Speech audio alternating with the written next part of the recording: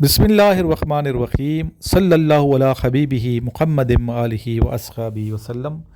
अस्सलाम वालेकुम ख़वातीन व हज़रात और मेरे अज़ीज़ तलबा व तलबात, मैं उम्मीद करता हूँ कि आप सब अल्लाह ताला के खुसूसी फ़ज़ल व करम के साए में होंगे और अपनी दुआ में हमें याद रखते होंगे। बेटा, PMA इनिशियल टेस्ट, इस हवाले से दोबारा ये रिमाइंड के तौर पे आपको मैं एक छोटा सा क्लिप बना के सेंड कर रहा हूँ ताकि आपकी याद दहानी हो जाए। जब आप अप्लाई करते हैं तो आपने अपने साथ ओरिजिनल डॉक्यूमेंट्स लेके जाना है। टेस्ट वाले दिन अप्लाई आपने ऑनलाइन करना है, और जो बच्चे होप सर्टिफिकेट पे अप्लाई करना चाहते हैं तो होप सर्टिफिकेट भी प्रिंसिपल से आप लोग बनवा लीजिएगा। और वो तमाम स्टूडेंट जिन्होंने इंटरमीडिएट में 55% मार्क्स लिए हुए हैं वो अप्लाई कर सकते हैं। इसके अलावा वो स्टूडेंट जिन्होंने BA में फर्स्ट डिवीजन ली है, अगर इंटर में 55% नंबर नहीं भी है तो उस पर आप अप्लाई कर सकते हैं। BA पे आप PMA लॉन्ग कोर्स में अप्लाई कर सकते हैं। और BA बेस पे आपको पता है कि एज लिमिट भी बढ़ जाती है, 23 साल तक अप्लाई कर सकते हैं, वैसे 22 साल है। और वो तमाम स्टूडेंट जिन्होंने BS की हुई है 24 साल तक अप्लाई कर सकते हैं। और वो स्टूडेंट जो सोल्जर्स हैं सर्विंग, अगर उनके 50% मार्क्स हैं फिर भी अप्लाई कर सकते हैं, उनकी एज लिमिट 25 साल है। तो आपने सबसे पहले वर्बल और नॉन वर्बल टेस्ट देना है। वर्बल के 84 क्वेश्चन होंगे, नॉन वर्बल के 64 क्वेश्चन होंगे, इस तरह 148 क्वेश्चन होंगे।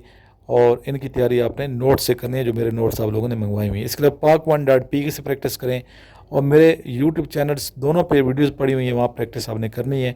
और एकेडमी जो बच्चे पढ़ रहे हैं मेरे पास, यहाँ सही तरीके से प्रैक्टिस करें ताकि आपकी तैयारी अच्छी होती है। जो आना चाहते हैं एकेडमी आके तैयारी करें।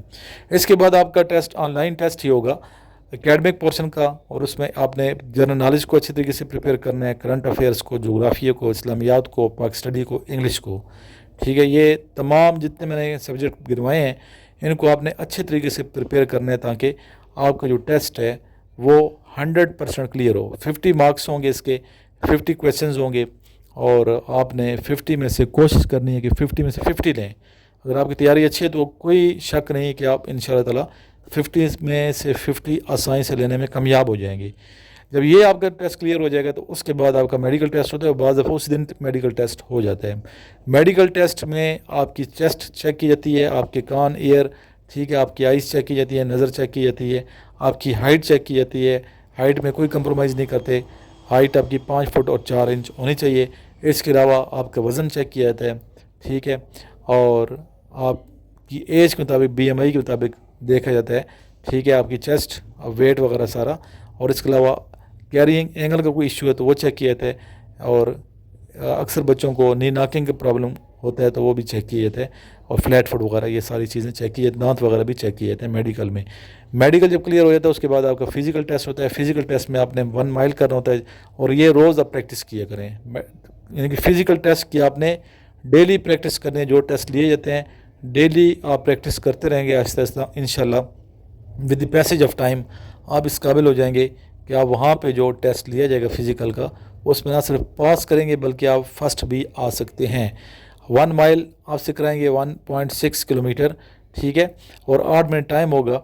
इसके अलावा आप से पुशअप्स कराएंगे, सिटअप्स कराएंगे, क्रंचेस जिसे कहते हैं, पुलअप्स कराएंगे, और साथ डिस्क क्रॉसिंग। इसकी हम वीडियो बनाएंगे, प्रैक्टिकल दिखाएंगे कैसे आपने करना है, ठीक है, ग्राउंड में जाके वीडियो बनाएंगे।